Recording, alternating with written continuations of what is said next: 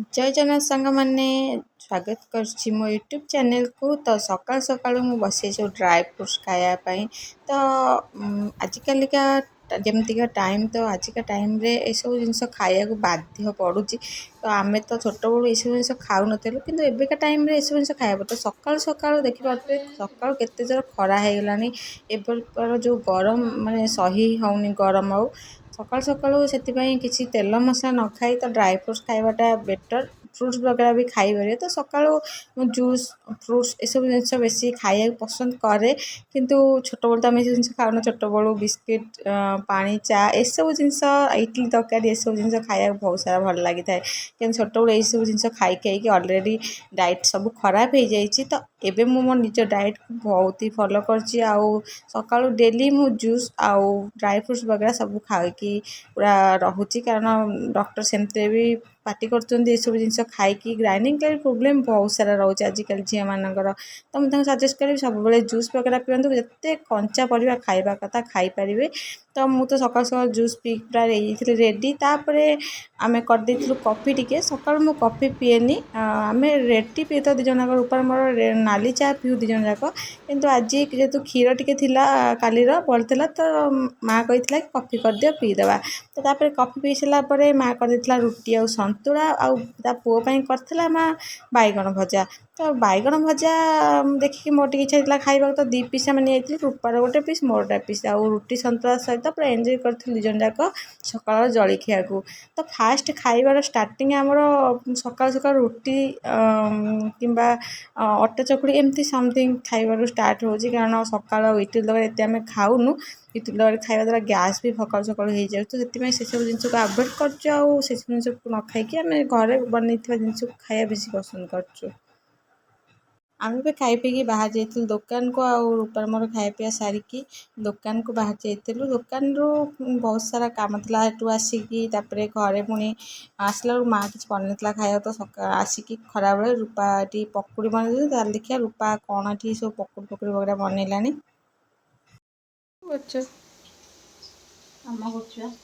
कामिका भी कर ना पकुड़ी खरा बेले खरा खाई पकुड़ी ब्राउन ब्राउन हो गलानी इथे छाणी देखा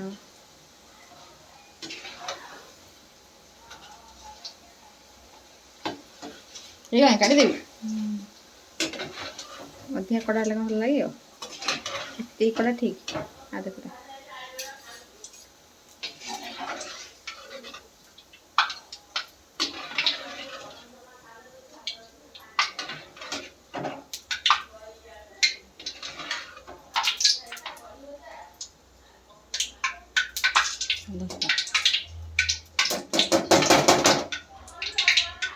सुंदर गरम गरम पकड़ी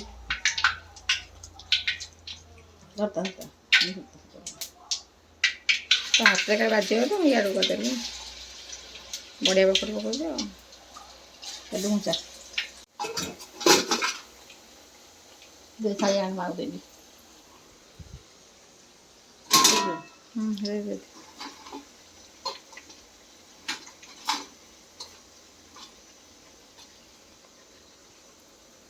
मार देती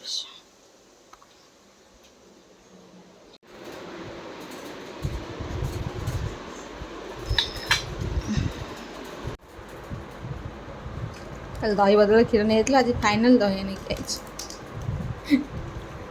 से कौन दही क्षीर एकाठी रखुन जापार ना दौरान जी गला धैला आईला सी तो निरिकी नारिकी देख दही गोटा दही हो क्षीर हो मु सब देखिक आने एक्सपायर डेट देखे यार 10 दिन एक्सपायर अच्छे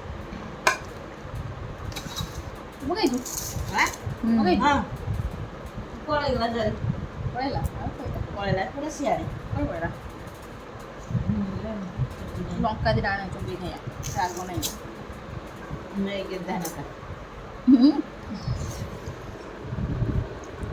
ଖରାବେଳର ବେଷ୍ଟ ଖାଇବା ହେଉଛି ଦହି ପଖାଳ। ରୂପା ମୁଁ ମା ଏଠି ବସିକି ଦହି ପଖାଳ ଖାଇବା ଷ୍ଟାର୍ଟ କରିଦେଇଛି। ତ ପକୁଡ଼ି ସହିତ ଦହି ପଖାଳ ଆଉ ତା ସହିତ ଆଳୁ ଚଟନା। ତ ରୂପାକୁ ରାଗ ଜମା ଲାଗୁନଥିଲା, ତ ବାରମ୍ବାର ଖାଲି ଲଙ୍କା ପରେ ଲଙ୍କା ଖାଇ ଚାଲିଥିଲା। ତ ଆମେ ଦେଖିପାରୁଥିବେ ରୂପା ଆଉ ମା ମୁଁ ସମସ୍ତେ ସାଙ୍ଗ ହେଇ ଖାଉଥିଲୁ। ତ ମା ତାର ସେପଟ ସାଇଡ଼୍ରେ ବସିଛି ଆଉ ରୂପା ମୋ ସାମ୍ନା ପଟରେ, ମୁଁ ଏପଟ ସାଇଡ଼୍ରେ ବସିଥିଲି ଯେହେତୁ ଭିଡ଼ିଓ ତାର ବନାଉଥିଲି। ତ ସିଏ ଖାଇବା ନଷ୍ଟ ଖାଇଯାଉଥିଲା, ମୁଁ ଖାଇନଥିଲି, ମୋତେ ଭୋକ ପ୍ରବଳ ଜୋର ଲାଗୁଥିଲା। ତ ଦୁଇ ଜଣ ଯାକ ଖାଇ ପିଇକି ଆମେ ପୁଣି ଦୋକାନକୁ ବାହାରି ଯାଇଥିଲୁ। ସନ୍ଧ୍ୟାବେଳେ ଆମେ ଟିକେ ବୁଲାବୁଲି କରିବାକୁ ଯିବାର ଥିଲା। ବୈଶାଖୀ ମେଳା, ତ ଏବେ ବୈଶାଖୀ ମେଳା ଆଜି ଲାଷ୍ଟ ଡେଟ୍ ଥିଲା। ତ ବୈଶାଖୀ ମେଳା ବୁଲାବୁଲି କରିବାକୁ ଯିବୁ ବୋଲି ତରତରରେ ଖାଇ ପିଇକି ଜଲ୍ଦି ଦୋକାନ ପଳେଇଥିଲୁ, ଯେମିତି ଦୋକାନରୁ ଜଲ୍ଦି ବନ୍ଦ କରି ଦୋକାନରୁ ଆମେ ବୈଶାଖୀ ମେଳାକୁ ଯିବା। ତ ମୁଁ ଖାଇବାକୁ ବି ଏନ୍ଜୟ କରୁଛି ବହୁତ ସାରା। ତ ଆପଣମାନେ ବି ଖରାବେଳେ କ'ଣ ସବୁ ଖାଉଛନ୍ତି କମେଣ୍ଟ କରିବେ। ମୋତେ ତ ଦହି ପଖାଳ ବହୁତ ପସନ୍ଦ, କିନ୍ତୁ ଦହିଟା ବହୁତ ହି ଥଣ୍ଡା ହେଇଥାଏ ଦେହ ପାଇଁ।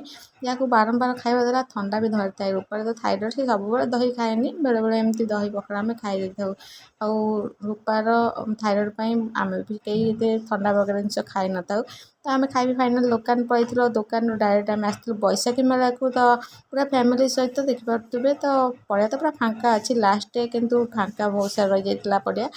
କାରଣ ଏଇ ଟାଇମ୍ରେ ବହୁତ ଚାରିଆଡ଼େ ମେଲଣ ଚାଲିଥାଏ, ସାଲେପୁର ମହୋତ୍ସବ ବଗେରା ଏସବୁ ତ ଏବେ ସବୁ ଚାଲିଛି। ତ ସେଥିପାଇଁ ପଡ଼ିଆ ଏତେ ଭିଡ଼ ନାହିଁ। ଷ୍ଟଲ୍ସ ତ ବହୁତ ସାରା ଲାଗିଥିଲା, କିନ୍ତୁ ଲୋକ ବହୁତ ସାରା କମ୍ ଥିଲେ। ତ ଚାଲ ଯିବା ବୁଲିଯିବା, ଦେଖିବା ସବୁ କ'ଣ ସବୁ ବିକ୍ରି ହେଉଛି। ତ ଏପଟ ସାଇଡ଼୍ରେ ଖାଲି ଖାଇବା ଲାଇନ୍ଟା ପଡ଼ିଛି, କେବଳ ଖାଇବା ଜିନିଷ। ତ ମା ଘରେ ସମସ୍ତେ କେହି ଖାଇନଥିଲେ, ଟାଇମ୍ ପାଖାପାଖି 9ଟା ହେଇଥିଲା। ତ ଖାଇବା ଟାଇମ୍ ହେଇଥିଲା। ତ ଚାଲ ଦେଖିବା ଖାଇବା କ'ଣ ସବୁ ଖାଇବାକୁ ମିଳୁଛି। ମା ଏଠି ବରା ଆଉ ତା ସହିତ ଆଳୁଦମକୁ ପୁରା ବଢ଼ିଆ ସେ ଏନ୍ଜୟ କରିଥିଲା। ଆଉ ଆମ ପୁଅ ତାର ତ ଚାଉମିନ୍ ବହୁତ ପସନ୍ଦ, ସେ ଚାଉମିନ୍ ଦେଖି ଦେଖି ସାଙ୍ଗେ ସାଙ୍ଗେ ଛୁଆନ୍ତି ଚାଉମିନ୍ ଖାଇବି। ଆଉ ମୋ ମା ସାଙ୍ଗେ ଟିକେ ନାକୁରୁ ବରା ଖାଇ ଦେଇଥିଲି। ତାପରେ ମା ଖାଇଥିଲା ଚକୁଳି ପିଠା ଆଉ ତା ସହିତ ପୁଣି ଆଳୁଦମ। ଆଉ ଝିଅ ପୁଅ ଭଳିଆ ସମସ୍ତେ ପଳେଇ ଆସିଥିଲେ। ସମସ୍ତେ ସାଙ୍ଗ ହେଇକି ଏଠି ବସି ଠିଆ ହେଇକି ଖାଉଛି। ତ ଏଠି ତ ବସି ଖାଇବା ସିଷ୍ଟମ୍ ନାହିଁ, ସବୁ ଠିଆ ହେଇକି ଟ୍ରେ ଧରିକି ଖାଇବା। ତ ଏଠି ଖିଆପିଆ ସାରିକି ଆମେ ବୁଲାବୁଲି କରିବା। ଚାଲ ଦେଖିବା ପୁରା ବ୍ଲଗ୍ ଭିଡ଼ିଓ। ପାଟି ଖଣବା ପିଠା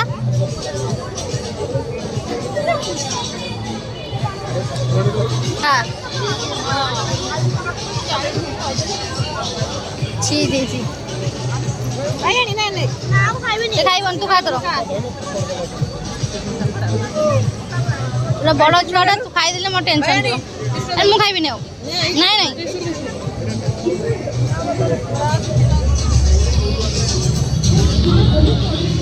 ତାପରେ ସେଠୁ ଆମେ ପଳେଇ ଆସିଥିଲୁ ଲସି ଦୋକାନ। ତ ଲସି ଦୋକାନରେ ସମସ୍ତେ ଏଠି ଲସି ପିଇବା ଉପରେ ବ୍ୟସ୍ତ ଥିଲେ। ତ ବଡ଼ ପୁଅ ଜମା ପିଉନଥିଲା, ତାକୁ ରୂପା ଟିକେ ଲସି ପିଇ ଦେଇଥିଲା। ଆଉ ପୁଅ ହେରିକା ସବୁ ସେମାନଙ୍କ ଚକୋଲେଟ୍ ସେକ୍ ବଗେରା ସେମାନେ ସବୁ ପିଇଥିଲେ। ତ ରୂପା ମୁଁ ଦିଦି ଆମେ ସବୁ ଲସି ପିଇଥିଲୁ, କାରଣ ଆମେ ତ ଛୋଟ ପିଲା ନୁହଁ, ଚକୋଲେଟ୍ ସେକ୍ ପିଉ।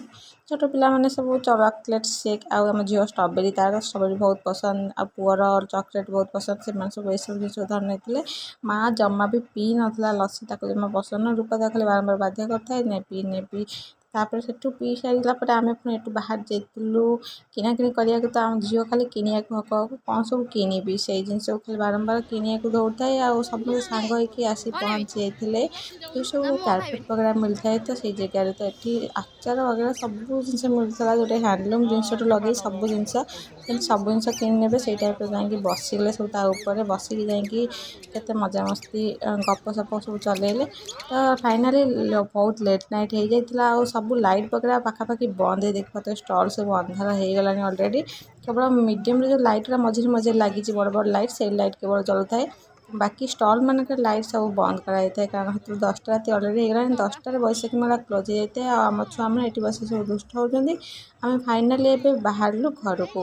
ତ ବହୁତ ସାରା ଲେଟ୍ ହେଇଗଲା, ଯେହେତୁ ଘରୁ ସମସ୍ତେ ସାଙ୍ଗ ହେଇକି ବାହାରିଥିଲୁ। ଆଉ ଘରକୁ ଯିବା ପାଇଁ ଏପଟେ ଗୋଟେ ସାଇଡ଼୍ ରୋଡ଼ ଛାଡ଼ିଥିଲା, ସେପଟ ସାଇଡ଼୍ ରୋଡ଼ ସବୁ ବନ୍ଦ କରିଦେଇଥିଲା, କ୍ଲୋଜ୍ କରିଦେଇଥିଲା। ତ ଗୋଟେ ସାଇଡ଼୍ ରୋଡ଼ରେ ଯେଉଁପଟେ ଆମେ ଏଣ୍ଟ୍ରି କରିଥିଲୁ ସେଇପଟେ ବାହାରିକି ପଳେଇ ଆସିଥିଲୁ ବାହାରକୁ। ଛୁଆମାନେ ସବୁ ଆଗରେ ଦୁଷ୍ଟ ହେଇକି ଚାଲିଥିଲେ। ଆଉ ଦିଦି ଆମେ ସବୁ ସାଙ୍ଗ ହେଇକି ମା ହେରିକା ସବୁ ଘରକୁ ବାହାରି ପଳେଇ ଆସିଥିଲୁ। ଆଉ ଆମର ସ୍କୁଟିରେ ଯାଇଥିଲୁ ସାଙ୍ଗ ହେଇକି, ସମସ୍ତେ ସ୍କୁଟିରେ ସାଙ୍ଗ ହେଇ ବାହାରିକି ପଳେଇ ଆସିଥିଲୁ। ବାଲିଯାତ୍ରା ପରି ଏଠି ସବୁ ଜିନିଷ ମିଳେ, କିନ୍ତୁ ବାଲିଯାତ୍ରାଠାରୁ ଟିକେ ହାଇ ରେଟ୍ ରହିଥାଏ, ଯେହେତୁ ଷ୍ଟଲ୍ର ରେଟ୍ ଏଠି ନେଇଥାନ୍ତି। ତ ସେଥିପାଇଁ ଟିକେ ହାଲକା ଅଧିକା ରେଟ୍ ରହିଥାଏ, କିନ୍ତୁ ବାକି ବାଲିଯାତ୍ରାରେ ଯାହା ସବୁ ଜିନିଷ ମିଳେ ଏଠି ବି ସେଇ ଜିନିଷ ସବୁ ମିଳିଯାଏ। ତ ଦିଦି ସବୁ ଜିନିଷକୁ ଟିକେ ଟିକେ କରି ଦେଖିଥିଲେ, ତାଙ୍କର ନେବାକୁ ସବୁ ଜିନିଷ ଇଚ୍ଛା ଥିଲା।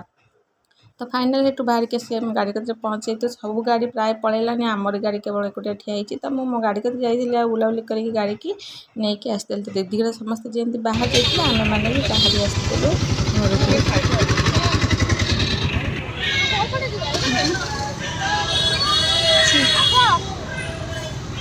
ଏମିତି କହୁଛନ୍ତି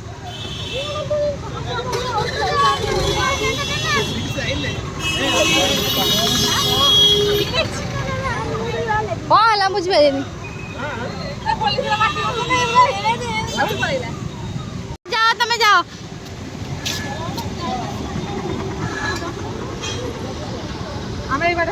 ଯାଉଛ ତମ କଟକ? ତମ କଟକ? ମୁଁ ମା ରାତି 10:30 ପାଖାପାଖି ହେଇଯିବ। ତ ଦେଖିବ ତ ରାସ୍ତା ପୁରା ଫାଙ୍କା, ଗୋଟେ ଅଧେ ଗାଡ଼ି ଯାଉଥାଏ। ତ ଆମେମାନେ ଘରକୁ ବାହାରି ଆସିଥିଲୁ। ତ CDA road side containment road, ତ ଦେଖିପାରୁଥିବେ ପୁରା ଫାଙ୍କା ରୋଡ଼। ତ ଏଠୁ ଆମେ ଆସି ଘରେ ପହଞ୍ଚାଇଥିଲୁ। ଘରେ ଆସି ସାଙ୍ଗେ ସାଙ୍ଗେ ରୂପାର ପୁଅର ପୁରା କେସ୍ କରିଦେଇଥିଲେ। ସେଠି ଯାଇକି ଜଣକ ଆମ୍ବ ଗଛରୁ ଆମ୍ବ ଚୋରି କରିକି ଆସିକି 2 ଜଣ ଯାକ ଏଠି ଚୋର ଭଳିଆ ଆସି ଠିଆ ହେଇଛନ୍ତି। ଚାଲ ଦେଖିବା ଏତେ ବଡ଼ ବଡ଼ ଆମ୍ବ କେଉଁଠୁ ସେମାନେ ଚୋରି କରି ନେଇ ପଳେଇଛନ୍ତି 2 ଜଣ ଯାକ, ତାକୁ ପଚାରିବା। କୋଉଠି ଚୋରି କଲୁ? ଏରେ ଚୋର ଏରିଟି ଆମ ଆଣିଛୁ, ଦେଖ କେଡ଼େ ବଡ଼ ଆଣିଛି। ମା ରାଧା ଦେଲା ଏବେ ଚୋର। ଏଇ ନାଇଁ ନାଇଁ ନାଇଁ, ସେତିକି ଅତି ଲୋଭ ପ୍ରାଣୀ ମରେ। ଫାଇନାଲି ଆମେ ଆସି ଘରେ ପହଞ୍ଚି ଯାଇଛୁ। ତ ଆମ୍ବ ଚୋରି କଲା ପରେ ରୂପା ପୁରା ବହୁତ ଖୁସି, ଆଉ ପୁଅ ସୋଦା ଖାଇକିନି ସେଠି ମୁହଁ ଶୁଖେଇ ଠିଆ ହେଇଛି। ତ ଆମେ ଏବେ ଯାଉଛୁ ଶୋଇବା ପାଇଁ। ଗୁଡ଼୍ ନାଇଟ୍ ସମସ୍ତଙ୍କୁ, ଶୁଭରାତ୍ରି। ରହୁଛି, ଜୟ ଜଗନ୍ନାଥ।